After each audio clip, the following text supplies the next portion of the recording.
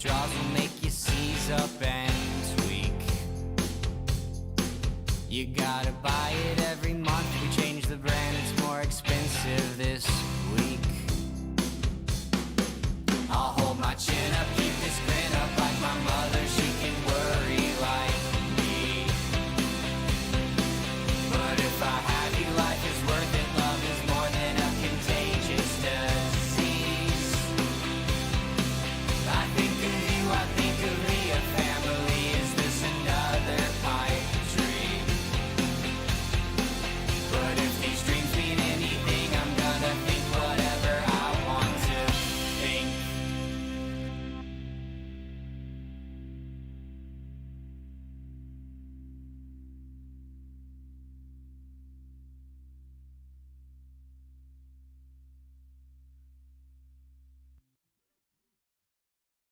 I just can't convince myself to look. Why can't I be strong in the place where you read your books? I just can't rely on happenstance. Didn't say goodbye before you died. I should have took that chance. But you'll never leave me. No, my heart is bleeding, and I know this feeling's not fleeting. Your hugs were the best thing, just wrapped up in your strength. I'd give up to be there right now. I just want you back, we all want that. I just wish that you hadn't forgotten. I hate this disease, I hate human beings. We fall apart before we get broken. I just can't believe you're not here with me. We should be out back sitting underneath that willow tree. Talk and I'd be listening. I didn't take the time to read your mind before you forgot me. Okay. But you never leave me. No, my heart is bleeding, and I know this feeling's not fleeting. Your hugs were the best thing, just wrapped up in your strength. I'd give up to be there right now. I just want you back, we all want that. I just wish that you hadn't forgotten. I hate this disease, I hate human beings. We fall apart before we get broken.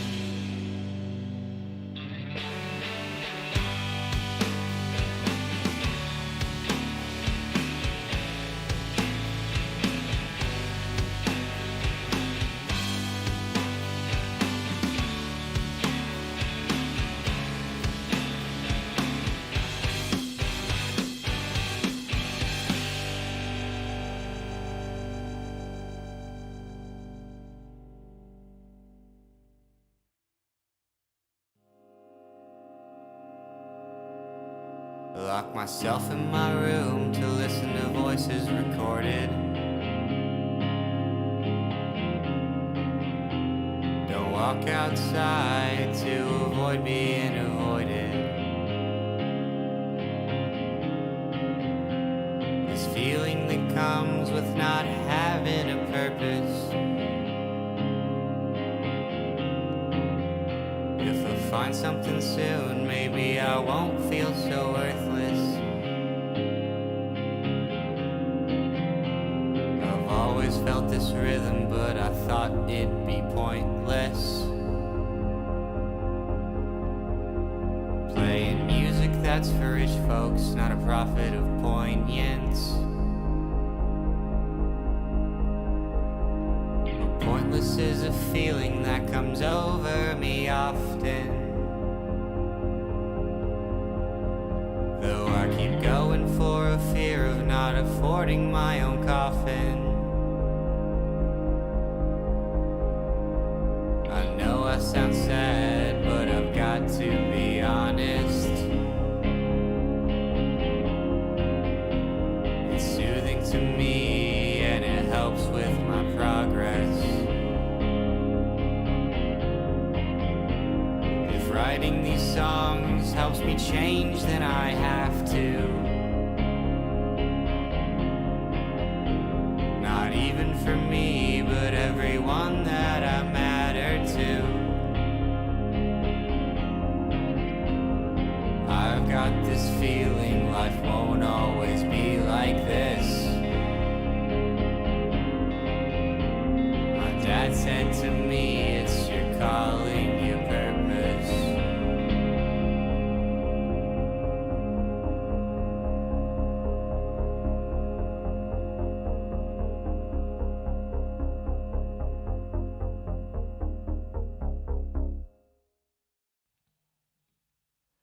Walking through this life like a man with no shadow, always by myself, just trying to find my way. I've got no idea of how to get this thing started. Looking for a way out never got me by. I'm so scared and I don't know what to do. All this medicine does is hide the truth. How could you be happy if you've got nothing to prove? So get up and get out there, son, what you got to lose. Walking through this life, forgetting strife in the rear view. Don't prolong the pain, I owe myself more than that. If I learned my lesson, could I go back to high school? Tell myself to have some fun, don't be so pent up. I'm so scared and I don't know what to do. All this medicine does is hide the truth. How could you be happy if you've got nothing to prove? So get up and get out there, son, what you got to lose.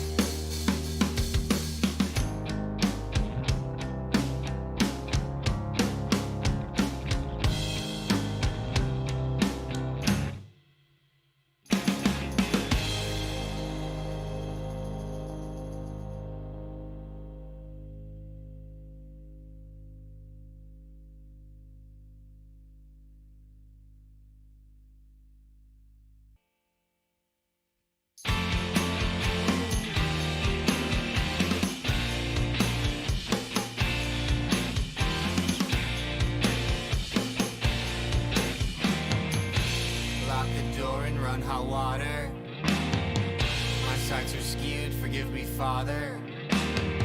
Sent you a text over dramatic, got the response I wish I hadn't.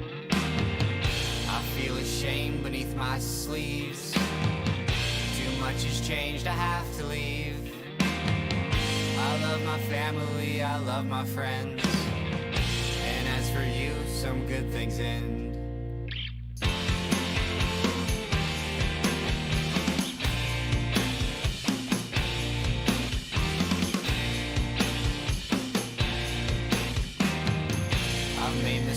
I wish I hadn't.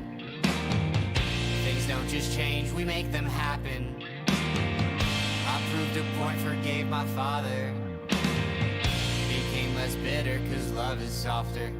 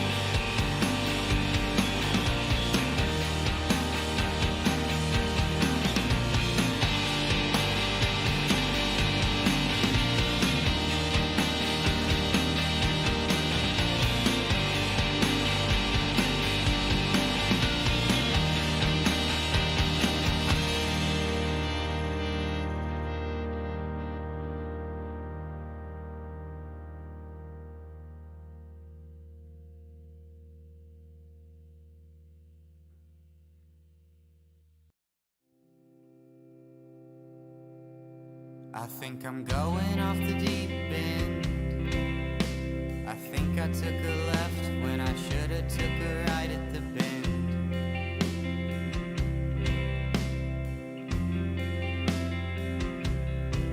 I think I'm looking at the wrong trends. All these different people around me and they're calling me friend.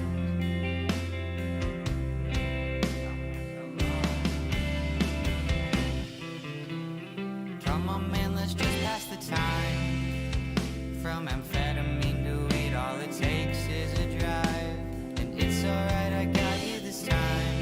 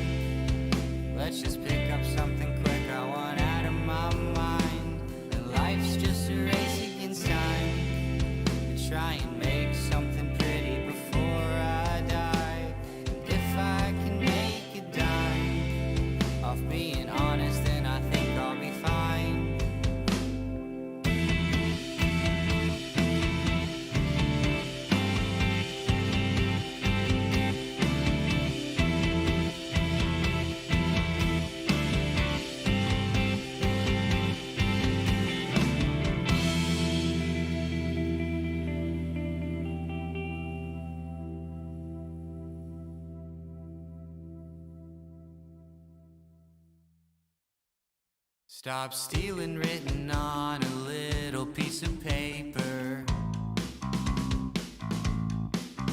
Cold turkey's what I thought. I said goodbye to my neighbor.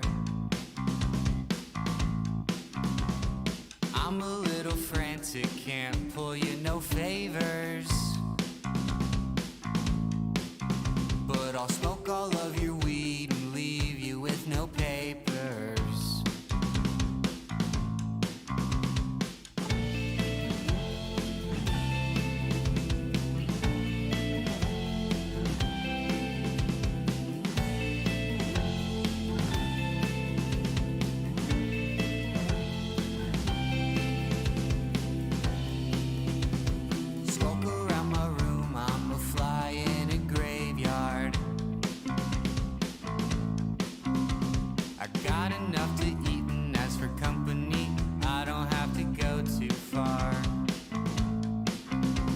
My car last week and walked out with a new scar.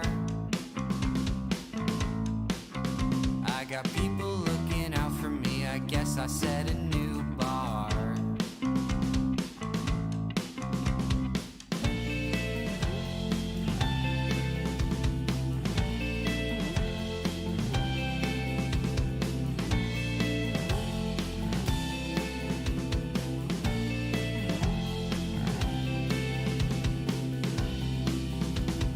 Never get that hurt, I guess you call that good luck. But if I'm writing honestly, I've never felt so stuck. I've been looking for work, but can't get past the loading truck. And school's just not for me, I'm in enough debt from my other bluffs.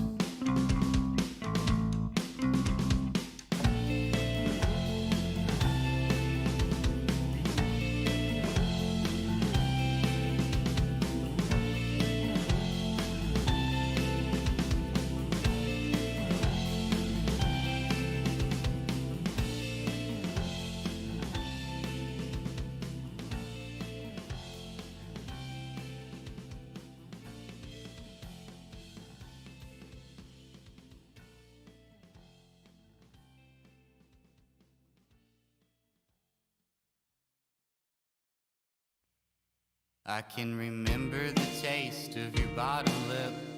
I know that sounds a little messed up and sick. Can't stop reliving all the things that we did. You probably hate me for being such a stupid spoiled kid. I've tried to move on, write some new songs, but nothing's ever as good as a past. Could be my last chance to enhance my way of life, remove your heart in my mask. But I'm still leaving, sometimes seeing graduation with the rest of our class. And how I sat there with your mother, wondering if young relationships last. Our first date, I made sure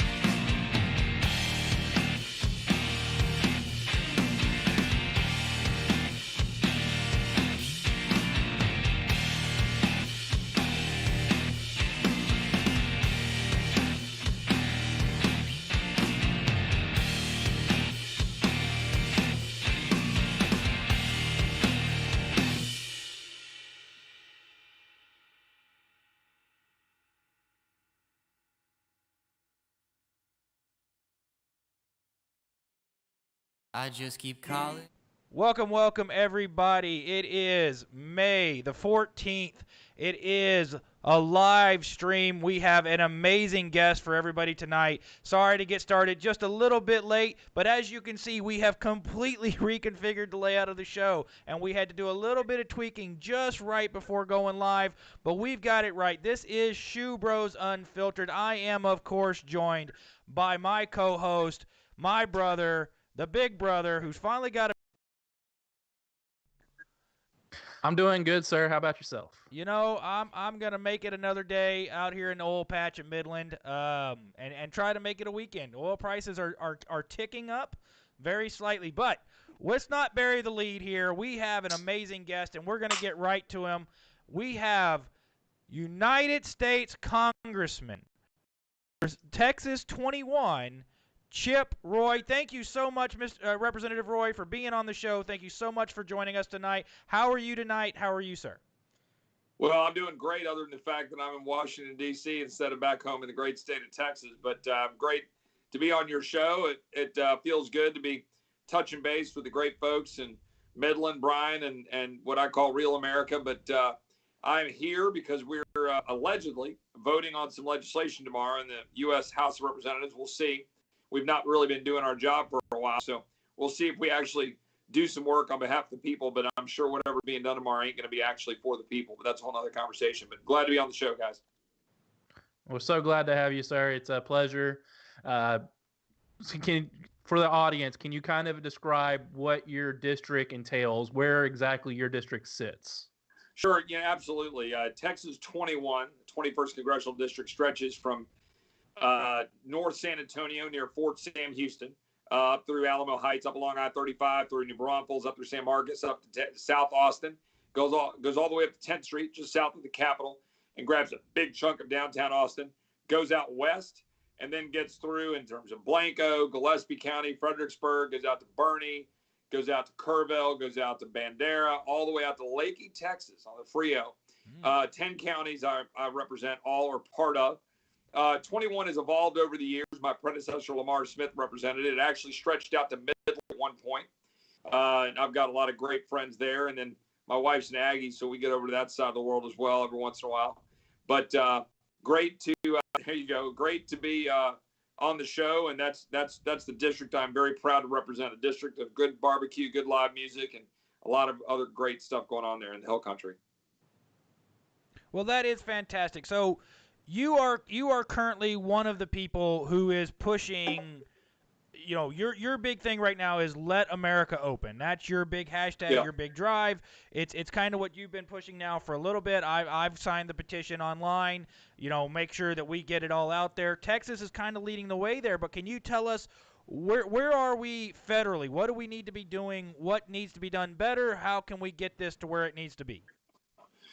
Well, I'm glad you asked. This is like the fundamental question, right? Like tomorrow we're going to be looking at legislation in the House of Representatives. It's $3 trillion. I mean, you can't even believe you're talking about numbers that absurd. And the whole question here is how are we going to get back to normal and get back to where we're creating wealth and opportunity the way the American people normally do it, right? Get back to work, let America open. That's the whole idea. So I started that effort a couple of weeks ago because people are being sold a bill of goods that they need to be afraid. And we're not a nation that is afraid. We're a nation that takes challenges head on. My dad is a polio survivor.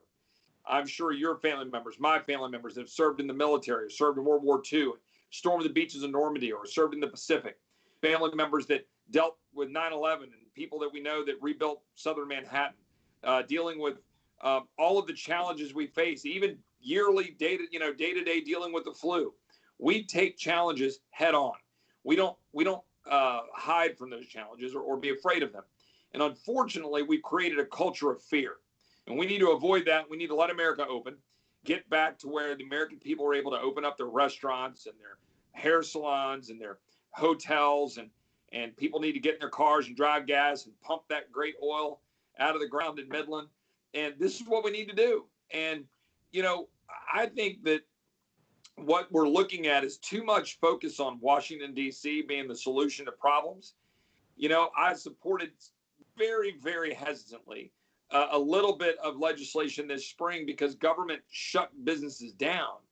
but I supported some help to get some dollars to these small businesses because government shut them down. It was like a taking, like eminent domain, you know? And so it was important to provide some help, but the government can't subsidize our economy. And that's the fundamental question. We've got to let it open, let people create wealth, jobs, opportunity. And let me be clear, we got to open our schools up this fall. This nonsense I'm hearing from other governors and from people in Washington, even Dr. Fauci the other day, who frankly, I'm getting a little tired of hearing from in many respects, has said that we need to keep our schools closed. And that's utter nonsense. You look at the data, people who are age 0 to 65 are relatively unaffected by the virus compared to other viruses, right? It's fairly normal. It is the population of the older population that is the most impacted by this virus. So we ought to focus on those and move forward. I couldn't agree with you more. I mean, I think for me, the left has lost me when they made the big push between essential and non-essential workers. Because I can promise you that if you have bills to pay, your job is essential. It's essential to you as much as possibly could be. Amen. I mean, I really appreciate you saying that. I got to say, I've got the best staff on the Hill. They work their fingers to the bone. We're leading on multiple bills and legislation. We've got a bill to fix the PPP program for small businesses.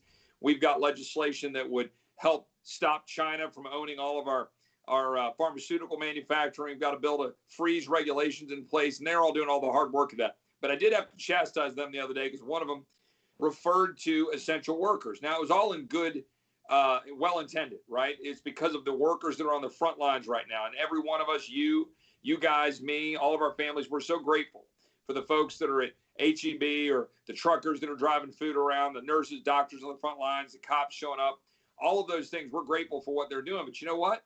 Every business is essential to its owner and to the employees who work there.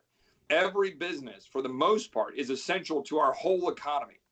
We need to work together to get that all started back up again because that's how we work. That's how we fund our lives. That's how we survive. Velocity of dollars flying around our economy, buying goods and services from each other. We can adapt. We can figure out how to keep people safe.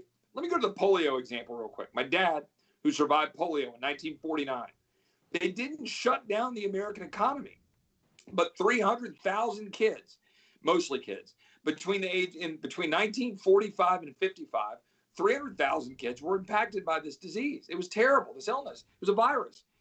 I think upwards of 30,000 died. My dad was one of those who survived. And guess what? They didn't shut down the economy. They shut down some pools. They shut down some water fountains. They adapted their lives in terms of dealing with it.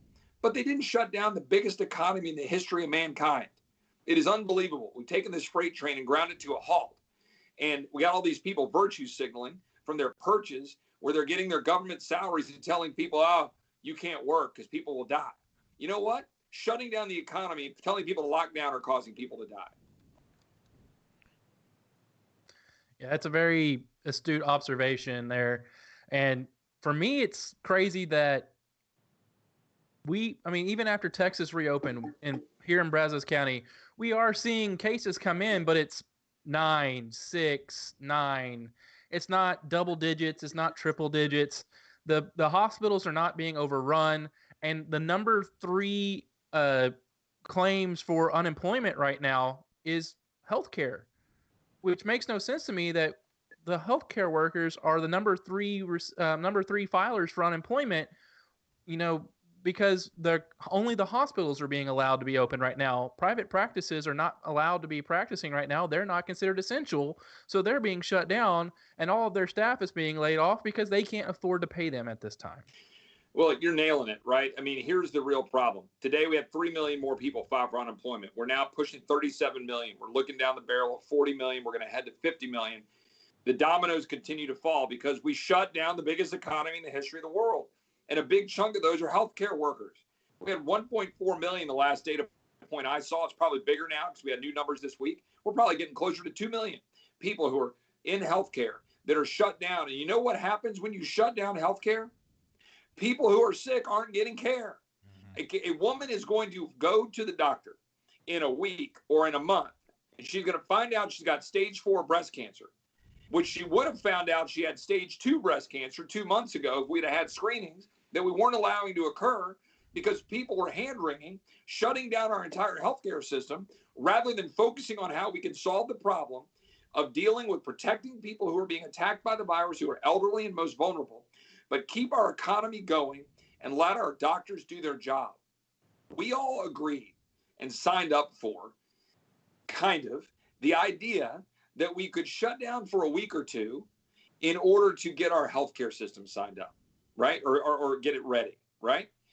And we agreed with that, right? That's reasonable. We don't want to overwhelm our healthcare system, but we didn't sign up for a multi-month, multi-year shutdown of our entire way of life where we expect the government to come in, print money out of thin air, pay everybody more not to work than to work, and then wonder why the hell we've blown up our economy and our children and grandchildren have nothing left of this great country that our grandparents and forefathers built for us.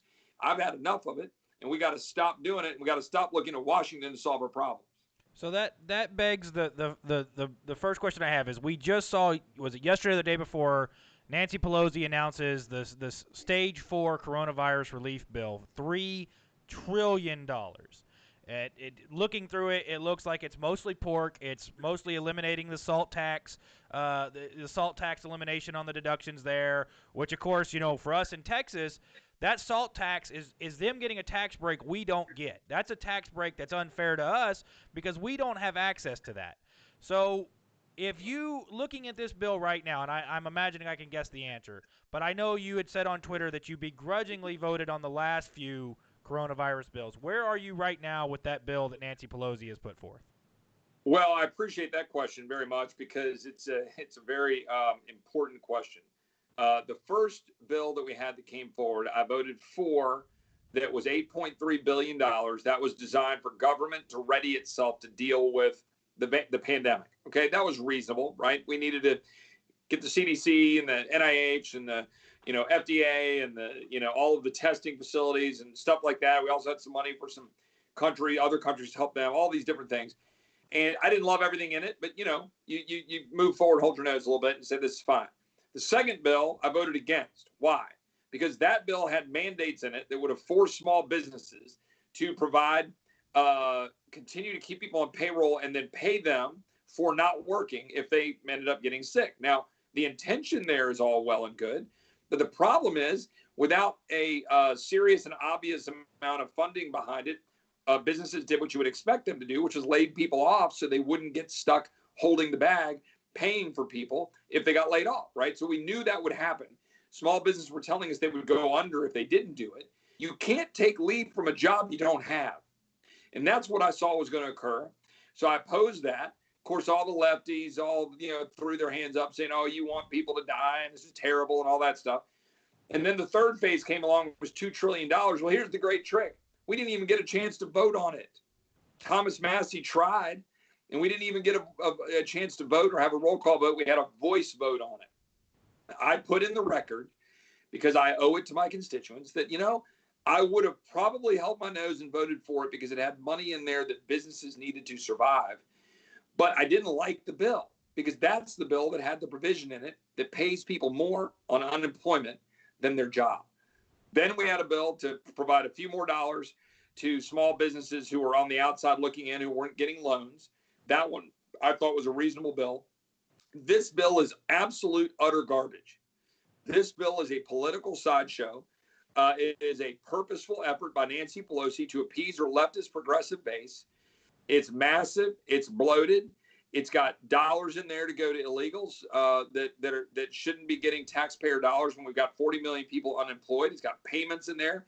It's got dollars in there to perpetuate the release of illegals prematurely. It's got prisoner release funding in there. It's got dollars in there that would zero out some of the PPP funding that it's the actual one useful thing that we should do. It would permanently federalize some of our elections. It would go through and further bankrupt Medicare and Medicaid. It would provide federally taxpayer funded abortions. It would increase and basically create a glide path to Medicare for all through the use of COBRA. And we all support ways to transition people who are stuck because they've got employer provided insurance, but it would go down that road. It would, I can't even keep up with all the stuff that it would do. And these are all of the liberal leftist giveaways. And we're talking about, by the way, $3 trillion. A bailout for the post offices, tax breaks for the coastal elites with the SALT deductions you were talking about. This is not the way to legislate a $3 trillion monstrosity. Meanwhile, I've got a bill that's got bipartisan support that would help small businesses, and we could pass it tomorrow. It would pass overwhelmingly. It would fix the PPP, give it flexibility, and help these businesses survive so we can get back to doing our jobs. We don't need the government to fund our economy. We need the people to fund our economy. Very salient point there, sir. Very, very salient. Now, correct me if I'm wrong, but the Hyde Act actually prohibits the federal government from funding abortions. So this is one of the real problems that we've got with this bill, right? The Hyde Amendment, which is supposed to be a provision that protects against federally funded abortions, right? We don't want to force taxpayers. I mean, those of us who oppose abortion, we don't want to see abortions being carried out, but we certainly don't want taxpayers to be forced to fund something that they morally object to. So the Hyde Amendment exists to do that, named after Henry Hyde, a great congressman from Illinois years ago, former Judiciary Committee chairman, a statesman, truly. And that amendment is something we deal with every year. Democrats are always trying to undo it, and they're always trying to force it. And then they use it basically as a way to put it in there every time. And then Republicans fight to get it out. We usually do. But then weak Republicans say, we won. And then what happens? All of that other crap stays in the bill, or most of it. And then they claim victory and they go home and they say, look what we did. Look, it's the same game, man. This is like watching friggin' Foghorn Leghorn, or one of the cartoons with the Coyote and the Roadrunner. It's the same crap every time. It's like paint the picture on the rock cliff of a road going through the cliff, and Republicans just go bam and hit the cliff every time because we go, oh man, we saved you. We took out this abortion provision. Well, good. We should do that. But don't pretend that's a grand victory. That's something we should do. That's like breathing, right? It's 3 yards in a cloud of dust football, right? Do what you're supposed to do. So I agree. And I think President Trump has been fairly good about this on his side. But I always make the argument that President Trump, it's like when you would go ask your dad for money. You would ask for $50 when you wanted $20, because if you asked for 50 and you asked for 50 and you asked for 50 and you asked for 50, you might get 20. President Trump, we saw with the border wall, when he wanted $25 billion for the border wall, he went and said, I need $25 billion, I need $25 billion. And, of course, the Democrats immediately countered, we're going to give him nothing. We're giving him zero. And then it went back and forth, and then they came back and said, okay, we'll give him, 3.5, 5. And the Democrats claimed victory. They said, well, we won. We didn't give him the $25 billion he wanted, but President Trump is building a border wall now because he got enough money to at least get started. So it's not everything you want, but at least it's something. I think President Trump has used that fairly well.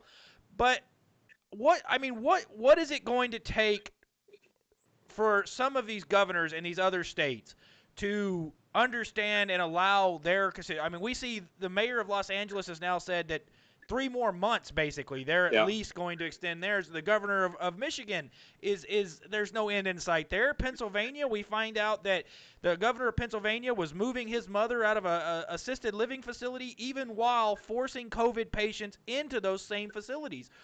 What is it going to take for these cities to start seeing some of that, or are those people going to be limited by what their government will do for them? So I think there are only 2 possible answers to this. I'm open to other suggestions. You guys jump in if you want. One of my staffers in the room, feel free to jump in. I think there's only 2 possible answers. One, the people there demand it. The people rise up, they protest, they go to the Capitol buildings, they say no more of this. We've already seen that work a little bit, right? We've already seen people start raising a fuss and then policies suddenly change. So if you're out there listening to this and you don't like the policies, whether they're in California, whether they're in the local jurisdiction in Texas, hell, we had a barber in Dallas, her hair salon, she couldn't even do her job. Mm-hmm. And she said, enough. I want to keep doing my job to take care of my family and my workers. Well, good. Stand up for your rights to take care of your family. Stand up for freedom. Stand up for the principles that made this country great. So that's the first way you do it. The second way is, if we can find a way to get enough backbone in this town, I realize that is an enormous ask to say that there be enough backbone in this town. But if we stood up and said, not one single federal dollar should go to any jurisdiction that is continuing to clamp down on people's ability to provide for their families and their way of life, then those people would find religion pretty quick. Because right now they're all running around going, the feds will bail us out. They'll write us another blank check. But I can go around and morally preach to all the, everybody about how virtually, how I can virtue signal about how morally superior I am and how I'm going to keep everything shut down and tell everybody what to do so I can feel good about myself that I'm saving lives.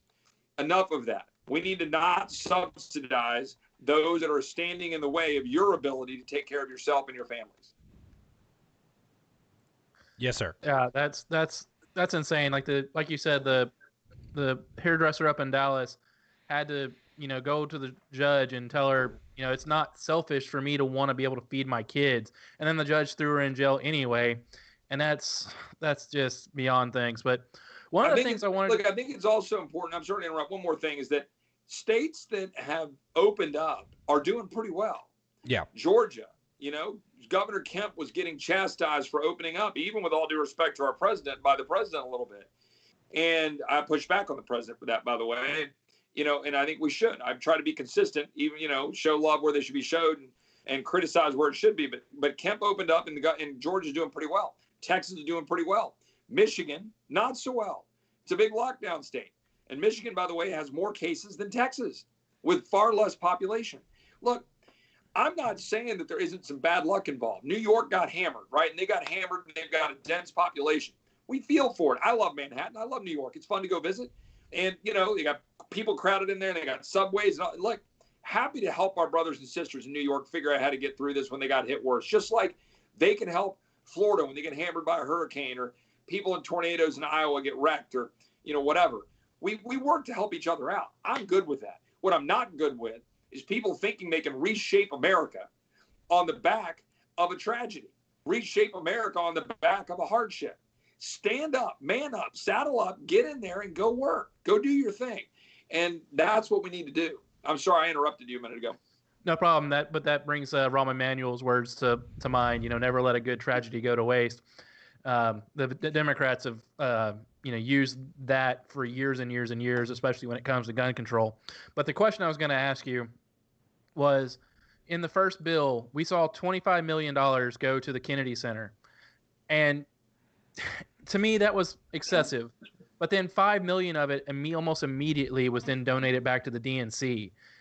Is there anything that you or Congress can do to look into that and say, obviously, this was pay for play? Well, look, there was so much garbage in the first bill. There's so much garbage in this bill. The difference is that bill, the first one, even though I would never have drafted it that way, and frankly would have wanted to amend it and had no chance to, we were in crisis mode with businesses being shut down, and they needed the loan money that was being drafted and put together by Republicans, primarily Marco Rubio in the Senate. Basically, a deal with the devil was concocted in order to get those dollars out the door. So while I don't really love that bill, I kind of understand why it got driven through, although it shouldn't have happened that way. I could preach about that for a long time. This bill, and by the way, that bill had so much crud in it. I mean, I can't even begin to say. I mean, I already talked about the unemployment provision. You talked about the Kennedy Center. It had stuff in there for the NEA, for NPR. It had, just reams of dollars in there that should not have been in there. It had provisions even in the PPP where dollars could go to Harvard, or dollars could go to big corporations.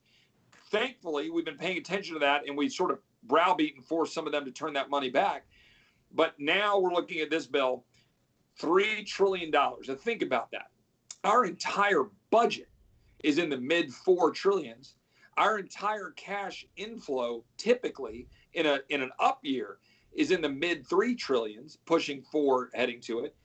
Now we're going to be off revenue. We're spending basically as much as our revenue in a year, probably more. We're getting hammered. Mm-hmm. And all of that, with all of the provisions I outlined a minute ago that's in this bill. And so to answer your question, can we get that, fixed? Can we go figure out how to deal with the fact that there's these games being played? Yes, but we've got to highlight those problems. And frankly, we need to audit and go back and undo some of the dollars that have been flowing to people that clearly are buying off constituencies. This is not about buying off constituencies. Get government out of the way. If you want to know what a centralized planned economy looks like, you're living it. If you want to know what the new Green Deal looks like, you're living it. If you want to know what Democrat control of your life looks like, you're living it. This is it. No more. We need to restore the American dream now for our kids and our grandkids. Yeah, that's it. And so we see, today it was listed that another 1,000 jobs in Texas in just the oil and gas sector were lost over the last week. Yeah. I know that we've seen some bills come forth by the senator out of North Dakota, Senator Kramer, about limiting Saudi Arabia's ability to import oil into the United States or putting a tariff on that oil. Is there, and I probably already know the answer because of where the House leadership is, but is there any plans to move further with that, to limit the ability of Saudi and Russia to flood our markets and tank our prices, or are we just kind of going to live with it out here? Well, for my friends in Midland, obviously, I've got great concern about what's happening to the independent oil and gas sector, the backbone of energy independence for America. The fracking boom that really revolutionized the world was driving down CO2, was decreasing our dependence on Saudi Arabia and Russian oil, was changing the geopolitical landscape, helping our friends in Israel. All of that good stuff was happening. And meanwhile, AOC is clapping at the demise and the death of independent oil in Texas. I believe that these great entrepreneurs in Midland and throughout the Permian Basin, San Antonio, Austin, Houston, Dallas, throughout Texas, they're gonna make it through this, and they're gonna rise up out of the current mess and be as strong as ever. But we've got the biggest thing we've got to do. We have to get our economy going. The reason you talked to earlier in this show with oil going back up and ticking back up is because we're starting to see activity again.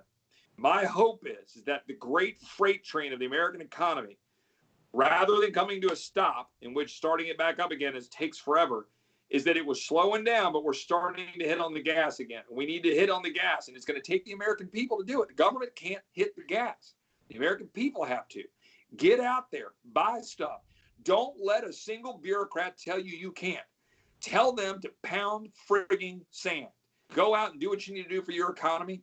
Go out and do what you need to do for your country and for your family. And follow rules and do what you need to do, but stop letting these bureaucrats tell you how to live. That's what's going to restart the engine. That's what's going to restart our families. That's what's going to get people back in the doctor's offices. That's what's going to get oil and gas flowing again. That's what's going to protect the tax base for our schools and our hospitals that rely on oil and gas to flow. That's what's going to continue to make the world a stronger place.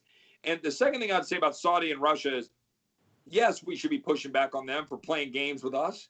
No question about it. Clearly, they were playing games. We got this new, prince that moved up in Saudi. You got Russia that were clearly looking at this as a way to play games, and they're having their little fight. And I'm glad the president was pushing back on them. We need to keep pushing back on them. They don't get to flood the market when we're taking a hit here with what we're dealing with. I mean, those things come full circle. That being said, it's a fraction of our overall oil consumption. You know that. You're out in Midland, right? It's a fraction. The grand problem is demand. Demand, demand, demand. People need to get in their cars, drive, put gas in their cars, move, get going. Let's go. Let's get this economy going again.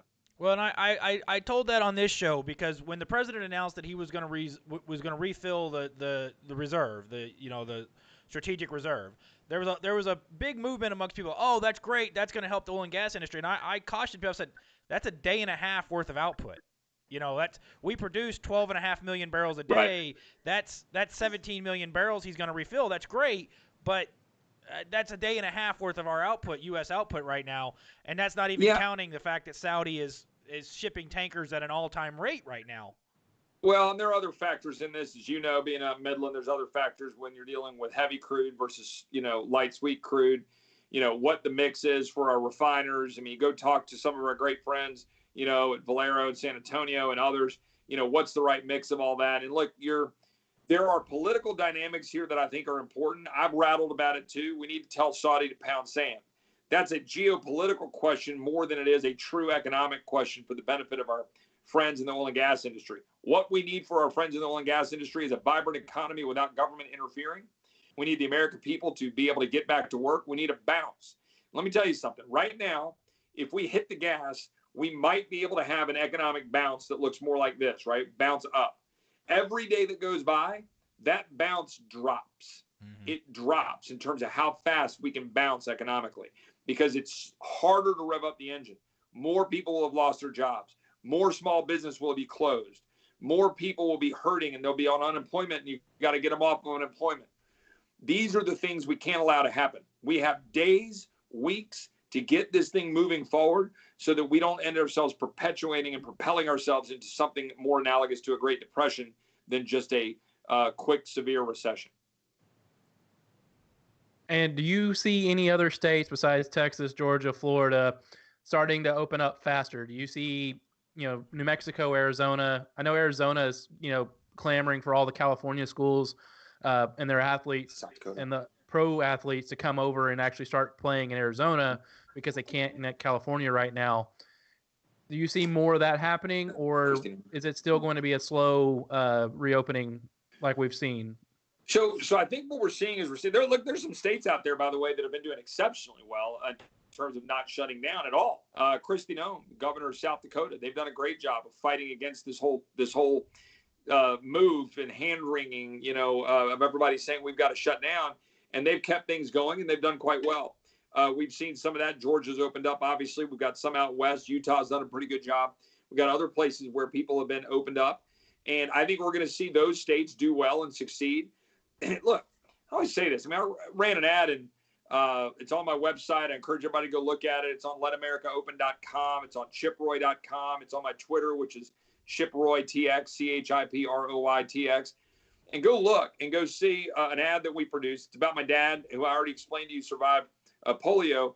And what I didn't get into a minute ago was that my dad talks about it in terms of seeing his grandson, my son, play Little League, seeing his granddaughter, my daughter, go to swim meets, seeing my grandson, granddaughter, my wife, Karen, myself at church for Easter. These are all things that were taken away from him this spring. Mm-hmm. Now, he's 77 years old. How many years does he have left on this planet? How many years does my 71-year-old mom have on this planet? I hope a long time. But pursuit of happiness and living your life means something.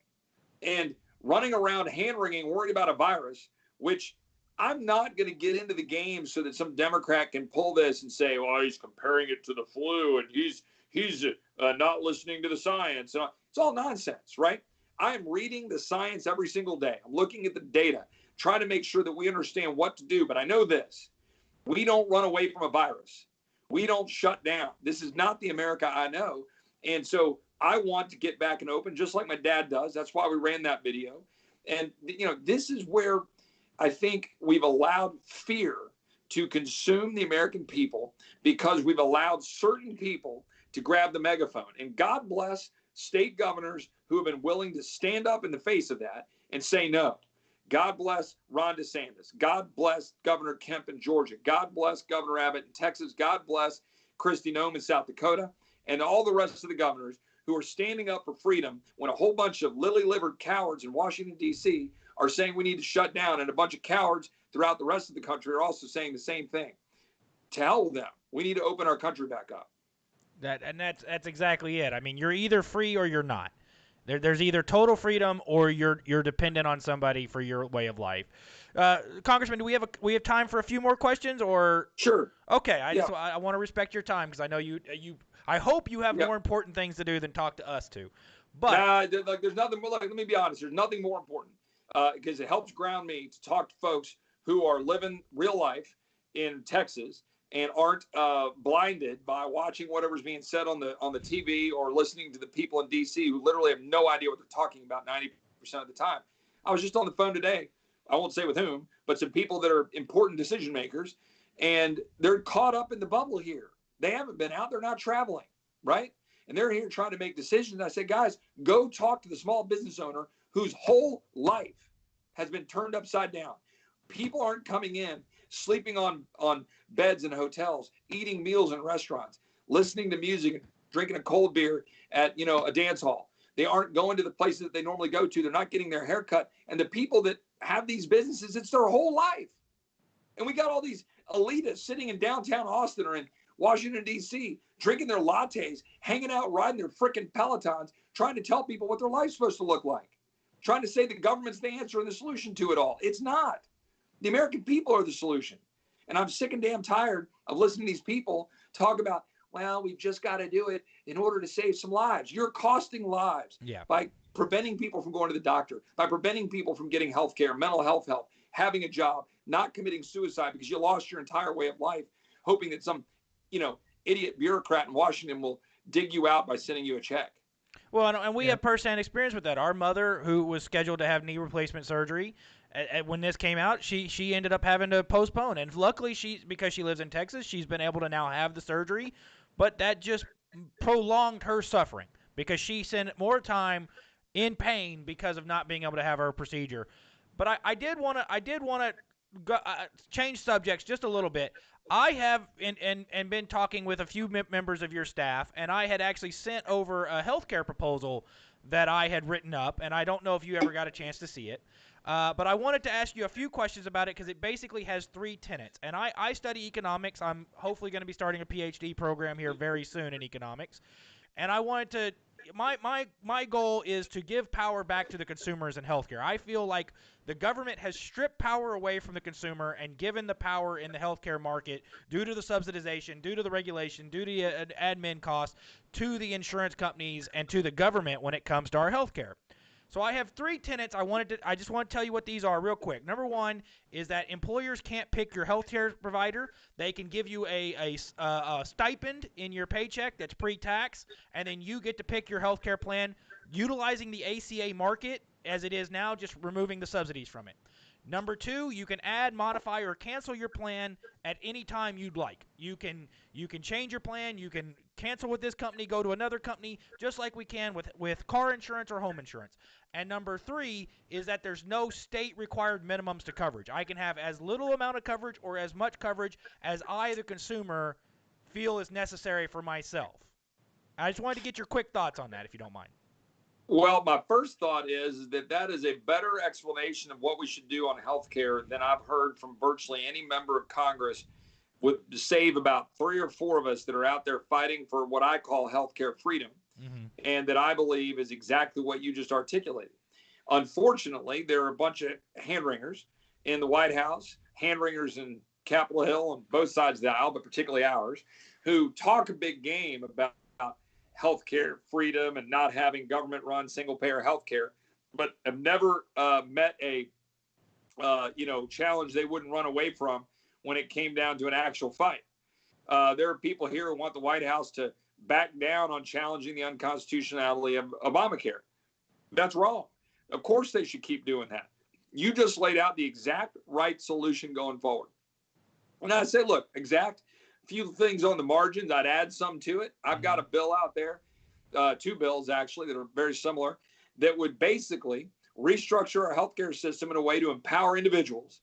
Instead of allowing insurance bureaucrats to make decisions for your healthcare, you're empowered to make decisions for your healthcare. Empower direct primary care, allowing you to go to the doctor of your choice. Pay them for the service like we used to with doctors with black bags. Allow yourself to have catastrophic insurance, actual insurance. Right now, we have insurance-run healthcare. We don't have insurance. We have insurance-run healthcare, propped up by government subsidies, government rules, state and federal.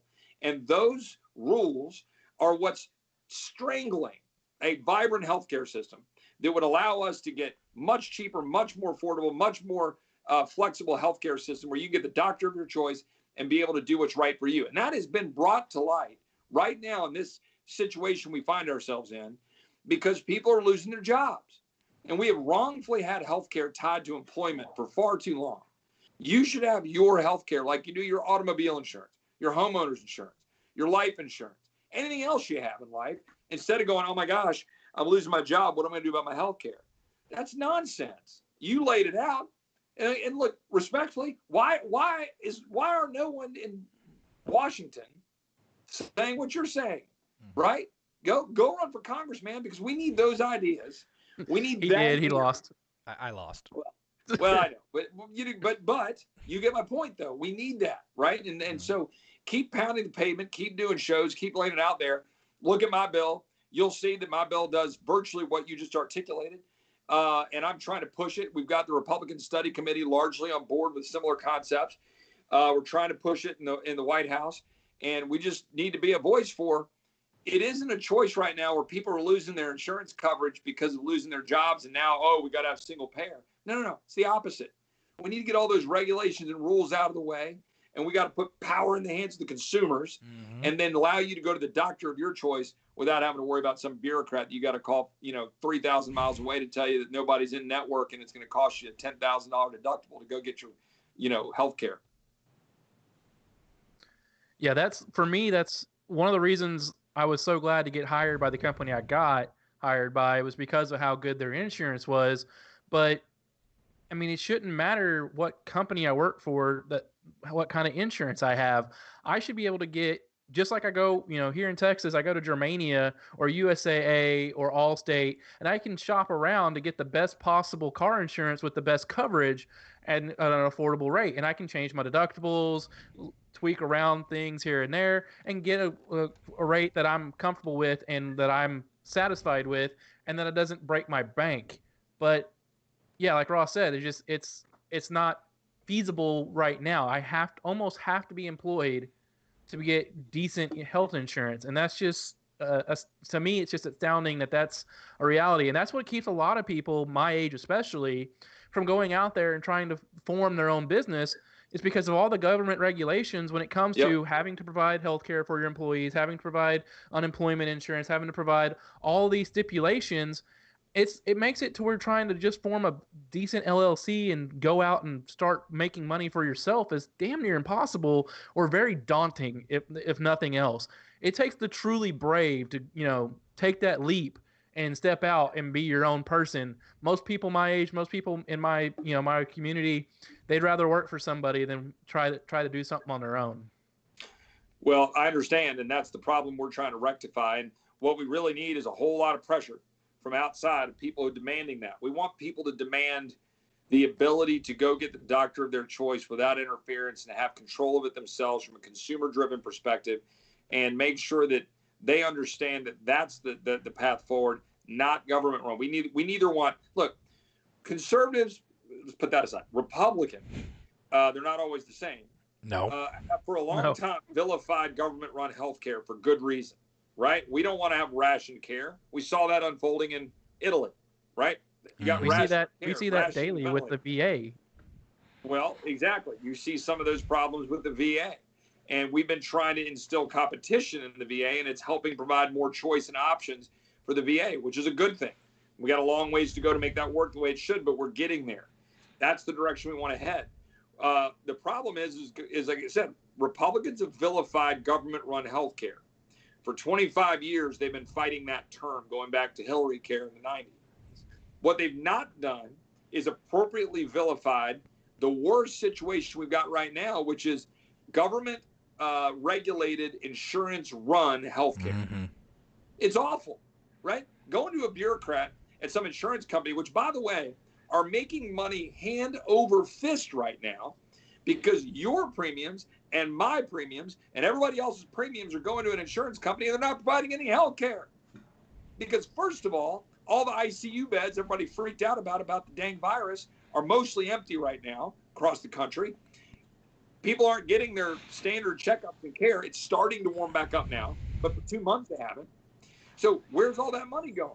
Are you going to get a big rebate from your health insurance company? I'll be waiting for it. I've seen some automobile companies do it. Mm-hmm. Why? Because they've got to compete for your business. My kids watch very little television, right? Very little.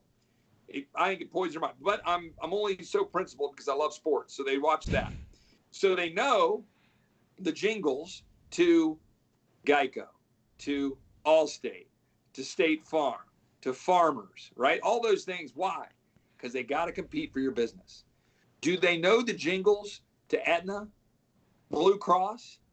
Have you name them? Can you sing the jingles to Blue Cross or Aetna? No, you can't. But you know the bump, bump, bump, bump, bump, bump, or, Allstate. You know all that. You know the Allstate guy, the guy from 24. Right? You know all that stuff. It's on your TV all day, every day, because they want your business. We want that in healthcare.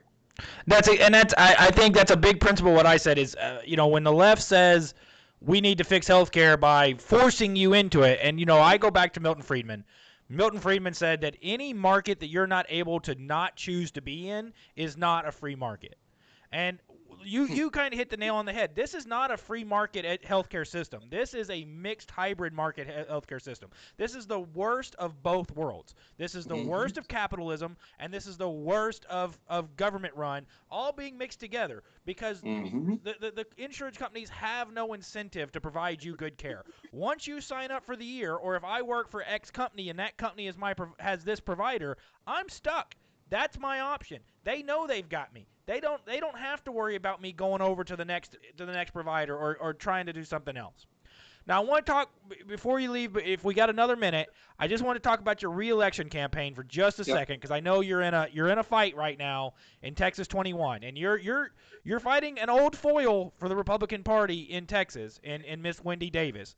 And I just want to let you talk for that just a minute. Oh dear God, Suicide Barbie's back running again. Well, that's the reaction. Let me tell you, my wife is, she's a supporter of mine, of course. I mean, Lord, I hope so, right? But she's prone to say that she doesn't care so much that I get back in Congress as much as that she cares that Wendy Davis not get in Congress. And she says that a little bit jokingly, tongue in cheek, but there's some truth to that, right? Look, let's be clear. Wendy Davis is a liberal's liberal. She is supported by the left of the left. We know where she stands on abortion. You don't need any update there, but go down the list of where she is on border security, where she is on guns. She wants to take your guns. She wants to make sure that we've got the Green New Deal and the agenda and all of the crazy leftist radical agenda. And even if she denies all of that, is there any doubt who she'll side with for who should be Speaker of the House? Is there any doubt that she'd be right in the mix of what Nancy Pelosi is doing right now to try to remake America, reshape our entire healthcare system? Any doubt that she would be pushing Medicare for all or any of the grand big Democrat schemes? Of course she would. She'd be the one making sure that Karen was considered a insult on the terms of the N-word. I mean, well, the San Antonio City Council just said that if you say Chinese virus, they're going to be sending the authorities after you. The San Antonio City Council. So I actually had a little fundraiser I did for a week last week. You see how long it goes. Asking people to send me $21 and I'll send a copy of the Constitution to the city council that you can't trample on free speech. They apparently forget what the First Amendment's all about, trying to shut Chick-fil-A out of the airport in San Antonio and telling you that you can't say China virus. That's nonsense. And look, yeah, it's a tough race, but I'm going to clean Wendy's clock. But I need support to do it. I need activists, voters, supporters. I need volunteers, people to knock doors. I need dollars. I don't care if it's $1 or if it's $5,600 for a couple, whatever it is. I need that support at chiproy.com, and I launched letamerica.com as an offshoot of my campaign. We've got 4,000 signatures already on our petition to let America open. That's a really good return over the last couple of weeks. And so I would just ask everybody to spread the word loudly and clearly to all your friends and family. That you need a good, strong conservative out of Texas 21 to go back to Congress to keep draining the swamp and send a loud message that the leftism of Wendy Davis isn't going to be put forward by the people of Central Texas. And I couldn't agree. I mean, we thank you so much, Representative Roy, for your time. We thank you so much for the work you're doing. I know you're there doing the best you can to protect us in Texas, to protect us as Americans, make sure that we're staying safe, to make sure that we're staying good, and make sure that that our money, that our grandkids are not going to be so far into debt that they don't have a choice of getting out of it. I think the math I did last time is every American at this moment owes a check to the United States government for about $67,000. It's something in that zip code. It might even be higher now. It's just going up by the minute. Let me tell you another thing. Before this nonsense started with all of the virus bailouts, well, we were racking up $110 million of debt per hour. Okay, 110 million with an M dollars of debt per hour. I haven't adjusted that because we don't know yet how much we've spent, but I can promise you it's a much bigger number of how much we're racking up per hour. We're going to do a computation here pretty soon once we kind of see how this is unfolding. And that's unconscionable. And we already have now, our debt is as much as our GDP. And that is a bellwether for historically speaking, for countries to be in decline. And we have a duty to preserve our great country and republic for our kids and grandkids. And I can tell you this, when I was facing cancer 8 years ago, and I was going through that, it'll be 9 years ago soon when I was diagnosed, and I came out of that the other end cancer-free, I promised my wife, my daughter, and my son that I would do everything I could. I'd leave everything on the field, fighting for freedom to make sure this government was not in the way of the American dream, and that we were able to preserve this great republic for our kids and grandkids. As Benjamin Franklin said, that, a republic, if we can keep it. Well, we damn well ought to keep it. Keep the honor of our grandfathers and our grandmothers who fought hard to preserve this great country against Nazi Germany and Imperial Japan, rebuilt after 9/11. And we've been standing up strong, and we're going to continue to do it. We're not going to allow leftists like Wendy Davis to remake this country. We're going to fight and win. That's so good. So happy to hear that. I hope that we can get a few more like you in Congress that are going to keep fighting that bell. Hopefully Thomas Massie, you, Senator Rand Paul, and the entirety group there, with the fiscal guys that want to come in, that want to focus on that and make sure that there's something left for everybody that's at the end here, and stop with this totally debunked MMT, modern monetary theory, that the left has all of a sudden started running with, that completely tanked Venezuela. That theory It's not just the left, man. It's not just the left. We got too many Republicans up here who basically kind of wink, wink, nod, nod, are like, we can keep spending. They're wrong. Don't believe it. And we got to say it loudly and clearly, and I appreciate you raising that. You are certainly right. We have to be principled regardless of when, and I've said this before too, that when we're in office we love spending money because it's the things we want, and when they're in office we oppose spending money. We've seen a lot of congressmen flip on that in the last couple years. Yep. But I appreciate that you seem to be very consistent in your message, that you want to maintain spending. And I think you're the right person to keep fighting for that district that you're in. I think we've got a very good candidate out here in Texas 11, in August Pfluger. I think he's going to come join you and hopefully help you out here very soon. Mike Conaway's done a great job in his career, and he's going to get to enjoy some time off here very soon. But well, I've enjoyed working with August already. We've been comparing notes and talk every once in a while and try to reach out to some of those oil and gas guys. And look, man, both the Midland and Bryan and throughout Texas, make sure. Hey, we win this fight by being positive. We win this fight by spreading confidence. We win this fight by making sure that our churches understand that we'll be in the pews if they open up. Send a signal by opening up. Do it safely. Spread out. If you're over 65, maybe stay home for another month or so and see how this plays out. But spread out the hand sanitizer. Get in the saddle. Wipe your hands. Wash your hands. And get back living. Let's do it. There you go. Well, for all of our listeners tonight, you can donate to Chip Roy's campaign it's chiproy.com, correct? Yes, sir. You can follow him on Twitter. It's, at Rep Chip Roy, at Chip Roy, Texas. There's two different versions. It's all in the links below in the descriptions to the video. So just look in the descriptions of the video. You'll have all of Representative Roy's links there. I'll make sure to get the website in there if it's not already in there. It should be in there already, but if it's not, I'll make sure to get it in there. Please do go donate to his campaign. He is in a fight down there with Wendy Davis. I'd love to see her get spanked like she got spanked by Greg Abbott a few years ago. I'd love to see that same kind of spanking happen to her again, and I hope you're the person to do it and keep representing us and keep being a great Texan the way you are. I know you came in from Virginia, but I'll consider you a great Texan with us. Yeah, now hold on. My dad went to Texas Tech, and my great-great-grandfather was a Texas Ranger in the 1870s in Texas. My family's been there for 170 years. So I had a brief pit stop in Virginia, but I'm a proud Texan. So I appreciate you guys. Thank you so much, sir. Thank you, sir.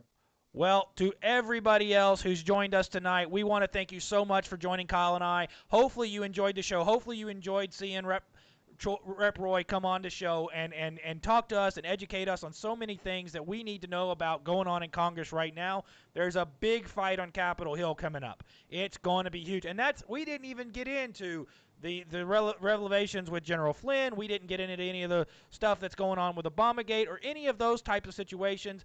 But we want to thank Representative Roy so much for his time tonight. Thank you so much for coming on and making time for two little brothers out of Texas who just like to talk and talk and talk and talk. Kyle, what did you think of Representative Roy? I mean, he's fiery, man. He's one of those that you want on your side. I would say he's akin to a bulldog. You let him, he gonna get into something and he ain't gonna let go. That is correct. Yeah, he seems like the kind of guy who's not going to shy away from telling you exactly what he feels. He's one that makes me think that Winston Churchill would have liked him. There you go. He's made an enemy or two, and you in today's Asian world, unfortunately, you're going to if you were principled. If you're principled and you stand up for what you believe in, you're gonna have enemies. It's just and it doesn't matter if you're left or right. If you're principled and you believe and you stand up for what you believe in, you're gonna have enemies.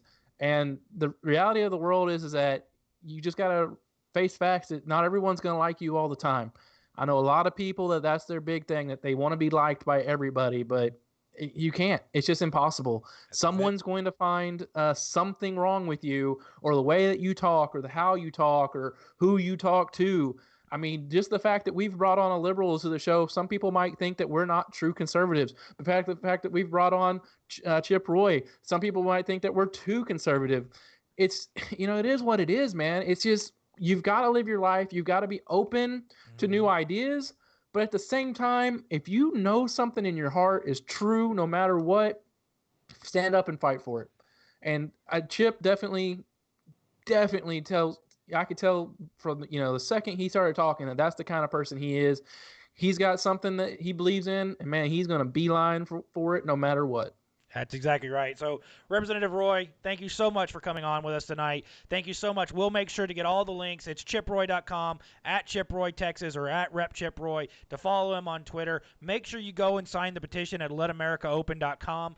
Make sure you look there and get on that petition. We want America open back up. We want the economy to get back turning. We want those oil reserves to start dropping a little bit. We want that capacity level to come down so that we can see the price of oil come back up, so that all these workers out here that are putting their lives on the line to get oil out of the ground can keep making a good living, can keep supporting their families, and can keep paying that income tax that helps provide for all those things that we want and all those things we need to keep going. And we need fighters like him who are going to stand up in Congress and keep pushing back.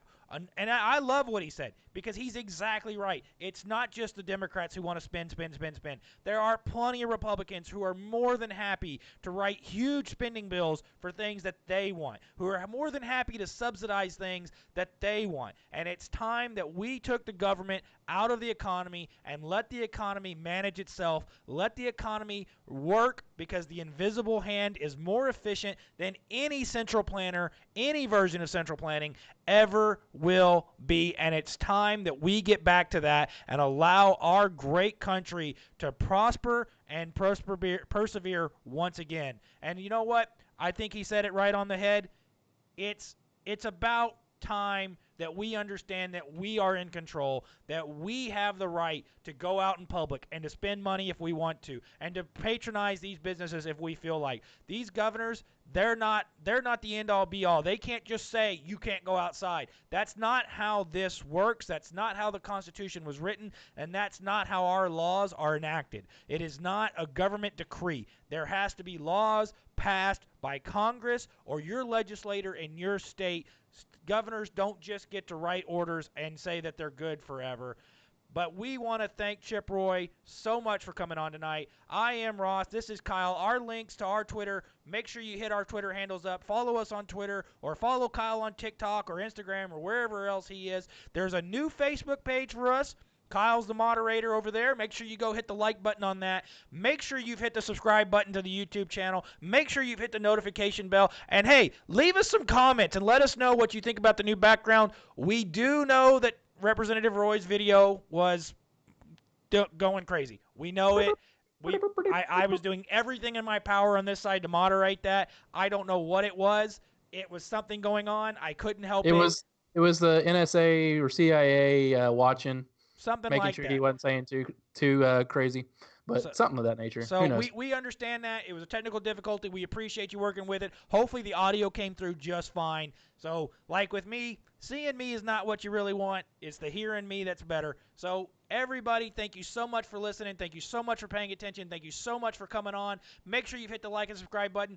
Follow us wherever you want to follow us, and have a great night. Thanks and gig 'em, y'all. Gig 'em and God bless. I just keep calling on the help of my peers, but their success makes me distressed. Things will be better when I disappear, bouncing from city to state. Nothing feels great, I'm a committed disgrace.